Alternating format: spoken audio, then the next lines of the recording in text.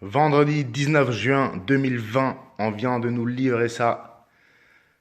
RLS 69RC, bienvenue dans ce nouvel unboxing. Merci pour le visionnage. Si ça vous plaît, à la fin de la vidéo, n'oubliez pas de vous abonner si ce n'est déjà fait.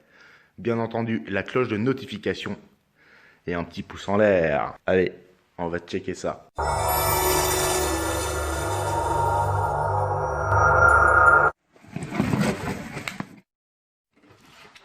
Yeah! Magnifique. FMS Ranger 1800 mm, 1,80 m donc. Jolie aile haute. On peut faire bien des choses avec ce trainer. Vous allez voir. On a un avion avec un moteur brushless de 750 kV accompagné d'un ESC, donc d'un régulateur de 45 ampères. On est en 4S, 4 cellules, 14,8 volts. On peut facilement changer l'électronique et mettre un peu plus, mais je crois qu'en 4S, il vole pas mal. Donc pour parcourir rapidement les specs, le CG est entre 7,5 et 8,5 cm depuis le bord d'attaque à ce niveau. Et si vous voyez bien là, il y a l'attache de l'aile. Vous mettez vos index à gauche et à droite, juste derrière la petite plaque en plastique. Avec un joli petit train d'atterrissage non rétractable, mais bien fichu. On a des haubans. Je pense que sur cet avion-là, ils sont nécessaires. Ce n'est pas le cas pour tous les modèles, mais je dirais qu'à partir d'1,60 m, 1,80 m, vaut mieux en tenir compte. Concernant la lipo, on nous suggère une fourchette entre 2400 mAh et 4000. J'ai vu dans certaines vidéos qu'il était volable même en 5000 mAh et il garde la même pêche. Donc c'est vraiment un avion, je dirais pas de débutant, mais allez, de pilote qui sortent de la phase novice et qui commencent à s'amuser un petit peu. Et qui ose surtout, parce que je crois que c'est un avion qui vous offre beaucoup de fantaisie. En option, les flotteurs. J'ai vu quelques vidéos, c'est vraiment sympa. En mode hydravion, il a l'air de bien aller aussi. On pourra tester ça à l'occasion. Allez, c'est parti pour l'assemblage. Ok, on a viré le carton. Pour ce modèle-là, on a un package à 2 étages. Tout a l'air emballé proprement. On va vérifier de suite si l'état général est bon. Cool, aussi beau et aussi grand que je me l'imaginais. Magnifique. Ranger 180 cm 4S de chez FMS. La qualité a l'air bonne. Les pièces et les différentes parties de l'avion semblent en bon état. Et surtout, on a la qualité fidèle à la marque. C'est bien robuste. Et ce verre fluo est magnifique. Pour la connexion lipo, c'est du XT60. Pour la connexion des ailes, c'est un Easy Plug, comme j'appelle ça souvent. Ils ne se seront pas donné la peine de faire des fenêtres, mais bon, ça garantit la robustesse. Magnifique. 1,80 d'envergure donc, avec des flaps. N'oubliez pas de faire votre mixage flap élévateur et je crois que vous vous ferez plaisir. Voilà, on a un gros hatch pour un gros fuselage, le strap, le SC au fond avec le mécanisme, le cerveau pour la roue directrice à l'avant. On vous fournit un manuel sous forme de papier. Voilà, ils ne se sont pas économisé ça. Et surtout, l'addendum concernant le système réflexe, le gyro de l'avion. Ça, c'est un point à préciser. Pour un prix très raisonnable, vous obtenez le gyro réflexe d'FMS. Je précise juste encore une chose. Les roues sont relativement grandes. Là, à vue d'œil, il y a à peu près 8 cm de diamètre. La roue avant, par contre, est un peu plus petite. Je craignais de recevoir un SA x3, mais c'est que la roue avant. Et donc, on peut envisager sans problème les décollages et les atterrissages sur pelouse. Nice. Allez, on monte tout ça. Bon, bah voilà la belle bête montée. Il y a bien 1,80 m. Une petite antenne en plastoc qu'on peut clipper. Il y a comme un rail. Je vais pas le faire maintenant, mais c'est comme sur le Husky, c'est du détail. Sinon, un peu minimaliste, mais efficace. La petite broche pour tenir les haubans. Autant vous dire que ça m'a pris environ 15 minutes. Un joli train d'atterrissage. Nous avons un ressort à l'avant. Il grince encore un peu. La petite lumière rouge de navigation de l'aile gauche. Une jolie petite loupiote bien puissante à l'avant. Ne la regardez pas de trop près. C'est de la LED, ça vous crame la rétine. Et la lumière de navigue verte pour le côté droit. C'est vraiment un très bel engin. Très facile à monter. Il y a 4 vis pour le train arrière. Une vis avec un bras de cerveau à fixer ici. Les broches. 4 vis pour les 2 ailes. Et 2 vis pour l'élévateur. Et la dérive. On a un cône d'hélice, un joli cône d'hélice. Nous avons une hélice de 12 par 7,5, bien robuste. Et là, il reste quelques vis de réserve ou à utiliser pour les flotteurs. Et sinon, pour le petit détail, voici le système réflexe gyro qui distribue directement les petits câbles qui vont aller se plugger. Donc voilà, ça c'est un avantage pour ceux qui veulent avec une assistance. Pour les utilisateurs Spektrum, il n'y a pas besoin du coup de vous munir d'un AS3X. L'AS3X c'est FMS. Du coup, vous économisez un récepteur Spektrum AR636. Ça y est, on vient de faire le binding. Moi je suis sur Spektrum, donc pour ceux qui font comme moi, je montre juste le petit détail. Nous avons donc le système gyro d'origine de chez FMS. Le 610, c'est un basique, sans assistance, avec 6 voies. De façon tout à fait habituelle, vous connectez aileron, dérive, gaz et élévateur. Mettez les flaps, donc les volets d'atterrissage, sur la voie 6 et gardez la voie 5 qui est le train d'atterrissage, respectivement le retract en temps normal, que vous utiliserez cette fois-ci pour le système gyro. Celui-ci est bindé avec un interrupteur. Vous aurez 2 ou 3 positions, donc 2 ou 3 niveaux de vol différents. Concernant les flaps relevés à 100%, j'ai 0% de profondeur avec 25%, donc mi-flap. J'abaisse mon élévateur de 12% pour la compensation et à moins 100%,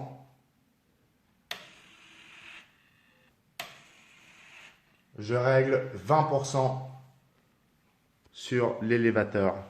Donc 12% à mi-flap, 25% de flap. Et à moins 100% de flap, je mets 20% d'élévateur. Donc on sait plus 12 et plus 20. Bien entendu, ça abaisse l'élévateur, ce qui vous fait chuter. Puisqu'avec des flaps aussi puissants, l'avion aura une tendance à grimper très rapidement. Il faut bien comprendre que les flaps vous aident à freiner, ce sont des aérofreins, mais toutefois, ils vous font grimper. Donc pour vous éviter de grimper trop rapidement et de décrocher, ce qu'on appelle un stall, on compense en abaissant les élévateurs pour le maintenir vers le bas.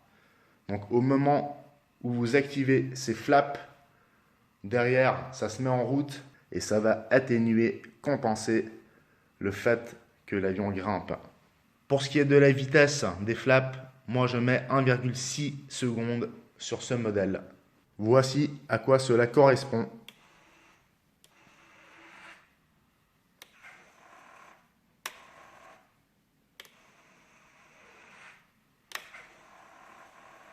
N'oubliez pas que plus c'est rapide, plus l'avion va réagir vite et plus il risque de cabrer. Donc faites bien attention à cela. Trouvez le bon compromis entre la vitesse des flaps, donc des aérofreins, et la compensation au niveau de l'élévateur. Finalisation du montage et on partira tout de suite pour un vol test, un maiden flight, probablement avec une 4S 5000 mAh pour commencer, puisque c'est ce qui a été utilisé dans la dernière vidéo que j'ai vue concernant cet avion. On enchaînera avec la 3700, toujours en 4S, pour voir si ces 1300 mAh de différence font une différence au niveau du poids et de l'équilibre. Voilà, très belle bête, très beau vert fluorescent. Allez, il nous reste bien 3 mois de soleil pour terminer cette saison d'été. On y va, on termine et on se retrouve au terrain. Airless 69 RC, restez accrochés. Allez, go! Ça me semble magnifique. Un très bel ensoleillement. Malheureusement, on voit pas le Mont Blanc. Il est très visible aujourd'hui. On est derrière une butte. Normalement, on vole là-bas. Mais comme c'est le seul endroit où il y a des maïs, ben forcément, on va pas le faire. Par contre, ça va le faire. Ici, en contrebas, il y a un champ en culture ici, mais c'est pas grave. On va voler de là à là. Il y a une petite brise qui nous garantira la portance pour ce magnifique Ranger 1800 de chez FMS, un magnifique modèle aile haute, un peu trainer, un peu Cessna. Allez, c'est parti, on va tester ce Giroflex. Faites en sorte que l'avion se trouve sur une surface bien plate et attendez après les 4 bips, si vous avez un 4S, que l'avion mette en route le stabilisateur. Vous voyez l'aileron, hop, l'élévateur et la dérive. Bon, ça a l'air pas mal.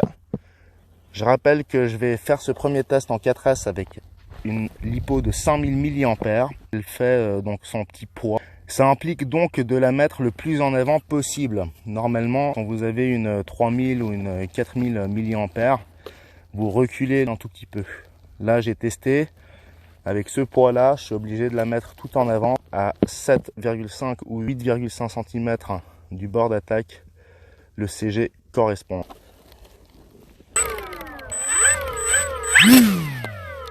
Oula, ça a l'air bien puissant en tout cas. 750 kV, 4S je le rappelle.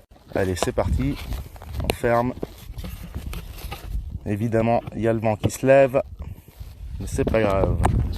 Gauche, droite. En haut, en bas. Gauche, droite. Et les volets. Mi-flap. Full flap. Full flap, c'est quand même un peu violent. Je pense pas qu'on va l'utiliser, mais on teste comme ça.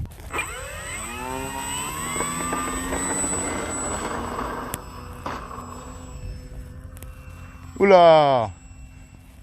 On a de beaux débattements là-dessus. Voilà.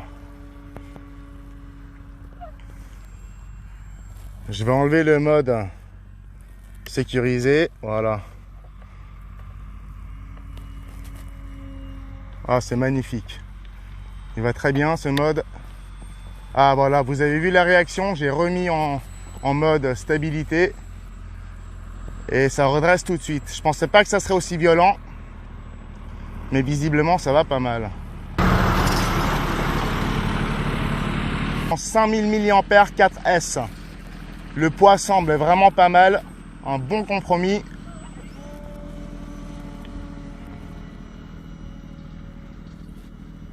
Mi-flap, on met les gaz, il grimpe. Flap à fond, il grimpe à fond.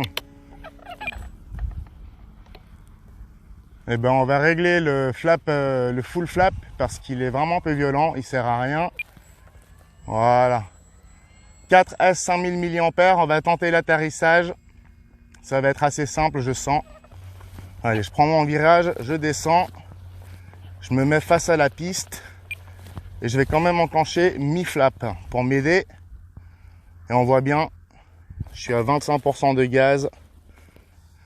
Allez, je garde 25% de gaz. Il y a un peu de vent de travers.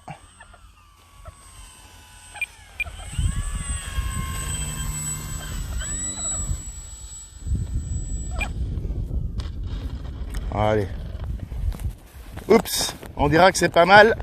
J'arrive quand même toujours à le foutre sur le nez, mais voilà.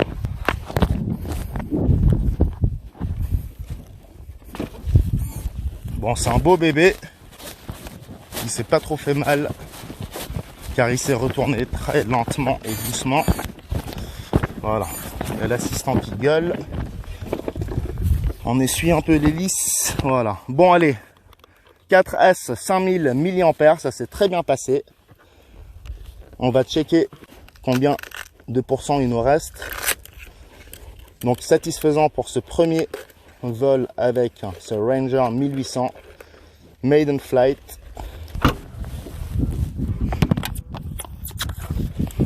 Allez, qu'est-ce que ça nous dit? Vous le voyez,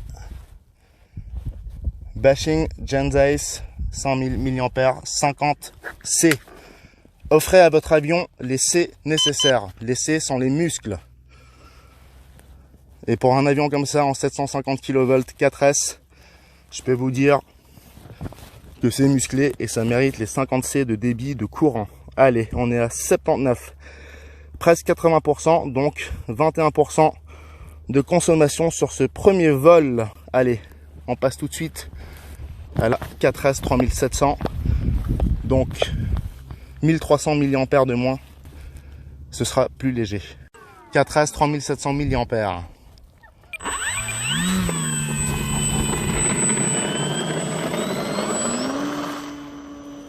J'ai décollé sans utiliser l'élévateur. Une chose que j'aurais pu faire, c'est éventuellement mécaniquement, physiquement régler l'élévateur. Allez, je me mets en mode accro.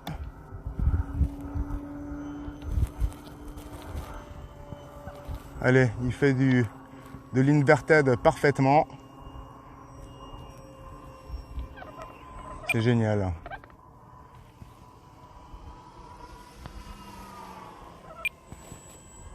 Donc là, je suis avec un équivalent de l'AS3X que je connais bien. Attention quand même avec les flaps. Hein. Là, je suis à mi-flap, 25%. C'est déjà violent. J'ai failli me gaufrer là dans le virage. Faut vraiment y aller mollo. Hein. Ouais, c'est super. Allez.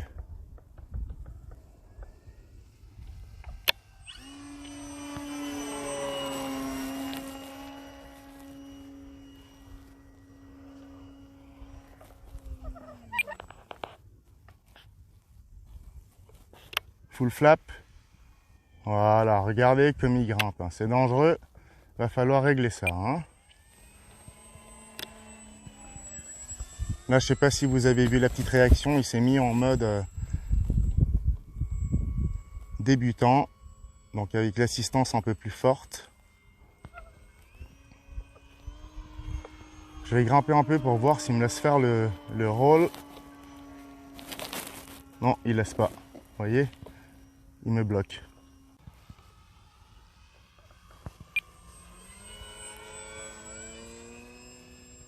J'ai un petit vent de travers. Je le sens bien.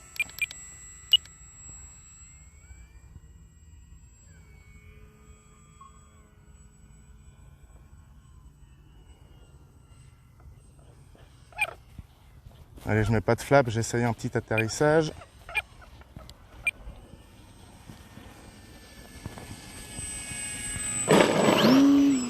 Allez, touch and go, magnifique.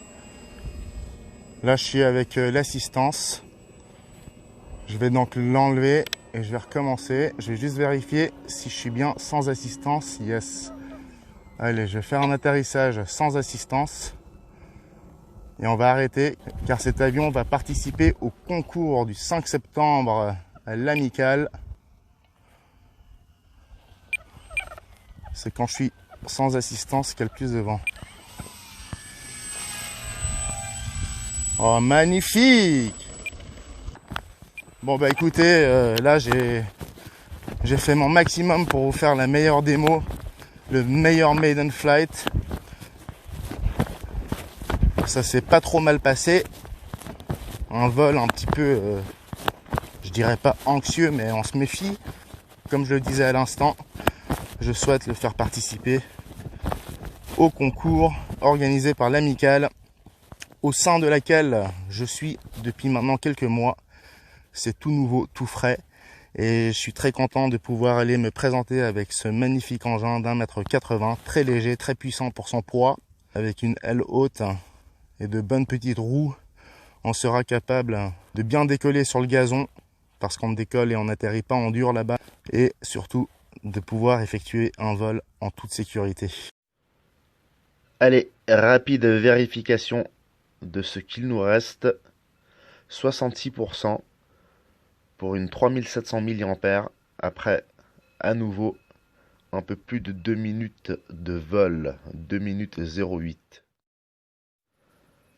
Ah, et juste un petit détail concernant le capot, avant que j'oublie. Le système de fermeture n'est pas très bien pensé. Il faut enfiler le capot par le haut d'abord, ensuite repousser le téton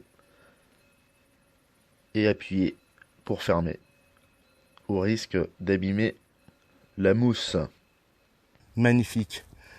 Airless 69 RC, Maiden Flight du Ranger 1800 FMS 4S, 1,80 m d'envergure pour 1,30 m de fuselage. D'ailleurs, je voulais dire, dans mon break, ça ne rentre pas en entier, il faut enlever au moins une aile. Sur ces avions-là, type trainer Cessna, vous avez un fuselage qui est un peu plus long que sur des Cubs. Mon Husky de 1,80 m, je le rentre en une pièce sans aucun problème. Ça, c'est un peu plus compliqué, le fuselage est un tout petit peu plus long. Allez, c'est parti, on rentre au bercail faire quelques réglages. Airless 69 RC, merci pour le visionnage, restez accrochés pour les prochaines vidéos. À bientôt et merci.